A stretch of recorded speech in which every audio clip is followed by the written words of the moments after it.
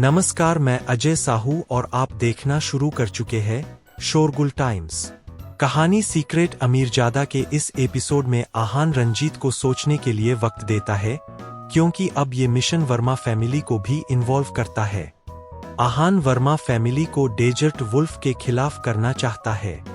आहान करिश्मा के लिए पेंडेंट लेकर आता है, जो वो बहुत मुश्किल से एक्सेप्ट करती है। दीनानाथ और जूही उससे मिलने आते हैं। आर्यन ने उसके साथ जो भी किया था, उस वजह से दीनानाथ बहुत शर्मिंदा होते हैं। जूही चाहती है कि आहान उसके बारे में बात करे, पर आहान ऐसा कुछ नहीं करता। उनके वहां से जाने के बाद करिश्मा ने कहा, वो लेडी आपको इतने गुस्से में क्यों देख रही थी? जब वो लोग आए थे तब करिश्मा खुद ही पीछे हट गई थी, पर अब जब वो चले गए तो वो आहान से सवाल किए बिना नहीं रह पाई। आहान पहले से ही स्पाई के मामले को लेकर परेशान था और करिश्मा के सवाल ने उसे और परेशान कर दिया था। उसने कहा, तुम मेरी बातों पर ज्यादा ही ध्यान नहीं दे रही हो। अगर तुमने मेरे सीक्रेट्स सुन लिए तो मैं तुम्हें छोड़ूंगा नहीं। ये सुनकर करिश्मा ने कहा, आपने मुझे जाने के लिए नहीं कहा था तो क्या मैं अपने कान बंद कर लेती? वैसे भी मैं हमेशा आपके आसपास रहती हूं, तो अगर आपको मुझे सीक्रेट सुनने के लिए मारना होता तो आप कब का मार चुके होते। ये सुनकर जब आहान ने करिश्मा की तरफ देखा तब उसे लगा कि वो उसे कभी धोखा नहीं देगी और उसके सीक्रेट्स के बारे में कभी किसी को नहीं बताएगी। ये सोचकर वो मुस्कुराने लगा। आहान ने अब रंजीत के वहां आने का इंतजार नहीं किया और वो खुद ही उनसे मिलने चला गया। रंजीत से मिलने के बाद उसने पूछा, तो आपने क्या सोचा है? उसने बात घुमाई फिराई नहीं और सीधे सीधे सवाल किया। रंजीत ने जवाब दिया, ऐसा है, अब मैं बहुत बूढ़ा हो गया हूँ।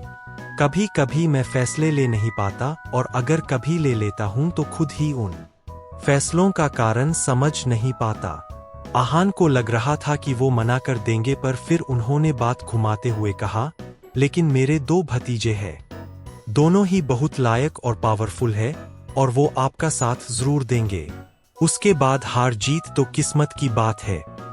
ये सुनकर आहान बहुत रिलैक्स हो गया था, क्योंकि उसने नहीं सोचा था कि वो उसका साथ देने के लिए मान जाएंगे, पर अब जब वो मान गए थे तब आहान आगे प्लान कर सकता था। ये सोचते हुए आहान ने कहा, अगर आप मान गए हैं तो फिर हमें सब कुछ अच्छे से प्लान कर लेना चाहिए।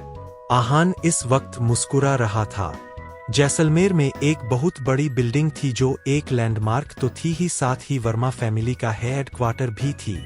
वहां पर अरुण वर्मा, पुलकित और उसका कजिन बिट्टू थे, जिन सबसे आहान मिल चुका था। बिट्टू ने पूछा, अरुण क्या हुआ? तुमने हमें इतना अचानक से क्यों बुला लिया? सब ठीक तो है ना?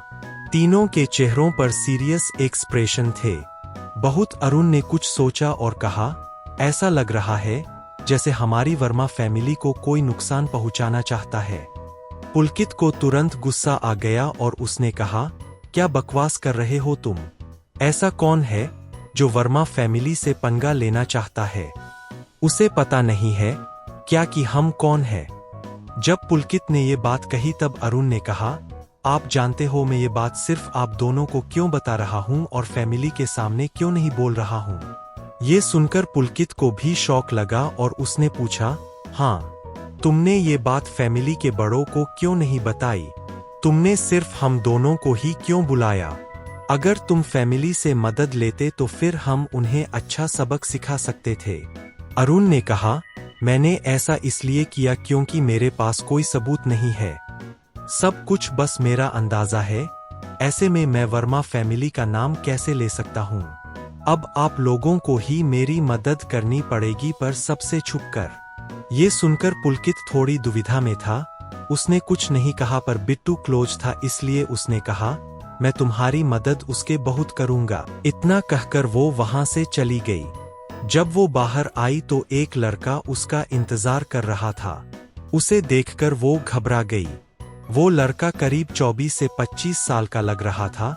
उसने ऊपर से नीचे तक ब्रांडेड कपड़े पहने हुए थे। वो इस वक्त बहुत गुस्से में लग रहा था। उसने कहा, ये क्या बदतमीजी है? सारी लड़कियां कहाँ है? क्या तुम नहीं जानती कि मुझे क्या पसंद है और क्या नहीं? वो लड़की जानती थी कि वो जैसलमेर का बहुत अमीर लड़का और उसकी बहुत चलती थी। वो ये भी जानती थी कि वो लड़कियों को कैसे ट्रीट करता था और उसकी वजह से कितनी लड़कियों को प्रॉब्लम होती थी। उसने कहा, शुभम सर, मैं आपसे झूठ नहीं बोल रही हूँ। वो अभी बिजी है और वो खुद वहाँ जाना चाहती थी। वो उनके साथ 3 से 4 घंटे रहने वाली है, तो अगर उसके बाद वो आपके साथ आएगी तो थकी हुई होगी और आपको भी मज़ा नहीं आएगा। उसने कहा, थकी हुई होगी तब तो और मज़ा आएगा। उस लड़की ने बिल्कुल नहीं सोचा था कि वो ऐसा कुछ कहेगा। वो कुछ बोल पाती उससे पहले ही शुभम ने कहा, जो भी है मुझे वो लड़कियां चाहिए। अंदर जो कोई भी है उसे बोलो बाहर आएगा। इस पर उस लड़की ने कहा, सर, मैं ऐसा नहीं कर सकती। वो लड़कियां इस वक्त अरुण वर्मा सर के साथ है। मैं उन्हें डिस्टर्ब नहीं कर सकती। शुभम ने कुछ सोचा और कहा, अरुण वर्मा, मुझे याद क्यों नहीं आ रहा है कि वो कौन है। उसके साथ जो एक आदमी था, उसने कहा, शुभम सर, वो वर्मा फैमिली का हिस्सा नहीं है, बस उनका बिजनेस संभालता है। पर इसका मतलब ये नहीं है कि हम उसे कुछ भी बोल सकते हैं। वर्मा फैमिली छोटे से छोटे नुकसान का बदला लेती है। जब उस आदमी ने ऐसा कहा तो शुभम डिसअपॉइंट हो गया। उसे समझ नहीं आ रहा था कि उसे क्या करना चाहिए। फिर कुछ सोचने के बाद उसने कहा, अरुण वर्मा ना, उसे बुलाओ बाहर, देखता हूँ वो कैसे नहीं मानता। ये सुनकर उस लड़की ने कहा, सर, मैं ऐसा नहीं कर सकती, ये सही नहीं है। शुभम ने कहा, अगर तुम उसे बाहर नहीं बुलाओगी तो मुझे अंदर जाना पड़ेगा। इतना कहकर वो उस प्राइवेट रूम में चला गया। इस वक्त वो तीनों उन लड़कियों के साथ ड्रिंक करने में बिजी थे। उनमें से किसी का भी ध्यान गेट की तरफ नहीं था। पुलकित और बिट्टू ने ऐसा पहले कभी एंजॉय नहीं किया था, इसलिए वो दोनों ही मस्ती में डूबे हुए थे और अरुण भी बिजी था। शुभम चिल्लाया, अरुण वर्मा। अरुण बिजी था इसलिए उसने एक बार में नहीं सुना, इसलिए शुभम ने फिर से कहा, अरुण वर्मा। जब अरुण को अपना नाम सुनाई दिया तो वो खड़ा हो गया और जैसे ही पीछे मुड़ा, किसी ने उसके सीने में चाकू मार दिया। अरुण को समझ नहीं आया था कि अचानक से उसके साथ क्या हुआ था, इसलिए उसे रिएक्ट करने का टाइम ही नहीं मिला था। उसे बस तो हुआ था जिसकी वजह से उसकी छाती में एहसास हुआ कि कुछ बहुत दर्द हो रहा था। ये सीन देखकर वहां जितनी भी लड़कियां थी, सब बहुत डर गई। वो वहां से भागना चाहती थी पर उन्हें रास्ता नहीं मिल रहा था। वो सब दीवार से सटकर खड़ी हो गई थी। जब पुलकित और बिट्टू ने ये देखा तो उन दोनों को बहुत गुस्सा आया। वो हैरान भी हो गए। सिर्फ वो दोनों ही नहीं बल्कि शुभम और उसके साथ जो आदमी था वो भी ये देख हैरान थे। उन्हें भी नहीं पता था कि वो चाकू अचानक से कहां से आया था। वो तो बस अरुण से बात करने आए थे, उनका उसे मारने का कोई इरादा नहीं था। शुभम के साथ जो आदमी था उसने कहा, सर, चलिए हम यहाँ से चलते हैं। जब वो वहां से जाने लगे तो पुलकित और बिट्टू उन्हें ब्लॉक करके खड़े हो गए। वो दोनों ही मार्शल आर्टिस्ट थे, इसलिए उन्हें हराना बहुत मुश्किल था। उन चारों के बीच में फाइट शुरू हो गई। तब वो लेडी आई और उसने फाइट रुकवाई। शुभम वहां से भाग गया था पर पुलकित और बिट्टू ने उसे ज्यादा दूर भागने नहीं दिया। वो अरुण को ऐसे ही मरे हुए नहीं देख सकते थे। उन्होंने अपने भाई का बदला लेने के लिए शुभम को भी जान से मार दिया था। अगले दिन पंकज आहान से मिलने आया। वो दोनों पैर के बीचे बैठे थे। पंकज ने आहान को उस क्लब में अरुण वर्मा के साथ क्या हुआ वो बताया। उसने कहा, अरुण मर गया। वहां पर इतना तमाशा हुआ कि दोनों तरफ के लोग मारे गए और कुछ घायल भी हुए। आहान मन में सोच रहा था कि जिस आदमी से वो एक बार में कुछ दिन पहले मिला था वो मर चुका है। पर फिर उसने सोचा कि उसकी मौत का कारण क्या था।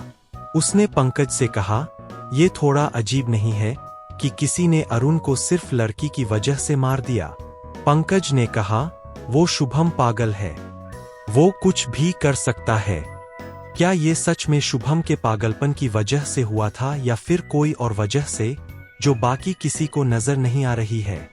क्या आहान उस वजह को ढूंढ पाएगा? आगे जानने के लिए बने रहिए हमारे चैनल शोरगुल टाइम्स के साथ। बस इसी के साथ यह एपिसोड समाप्त होता है। इस एपिसोड को आगे बढ़ाते हुए कल फिर मुलाकात होगी। आज के लिए बस इतना ही। अब कल तक के लिए इजाजत। नमस्कार, धन्यवाद।